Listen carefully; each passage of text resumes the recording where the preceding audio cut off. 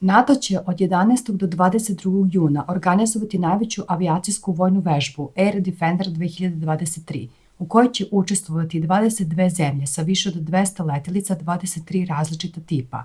Oko 100 aviona doći će iz Sjedinjenih država, a očekuje se učešće oko 10.000 vojnika. Kako se navodi na sajtu Alijanse, vežba će biti sveobuhvatni kišobran za koordinaciju i usklađivanje vežbe Nemačke multinacionalne vazdušne grupe MAGIX 2023 sa potencijalnim doprinosom Sjedinjenih država i drugim naporima NATO-a i nacionalnih vežbi.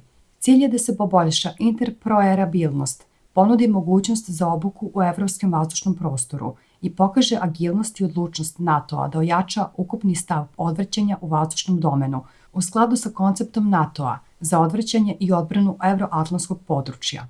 Manevri će biti održani u Nemačkoj, a učestvovat će još i Belgija, Bugarska, Danska, Finska, Francuska, Italija, Japan, Letonija, Litvanija, Luksemburg, Norveška, Poljska, Rumunija, Švedska, Slovačka, Španija, Češka, Turska, Mađarska, Sjedinjene države i Velika Britanija. Da li je u pitanju puka vežba ili nešto više od vežbe, saznaćemo uskoro.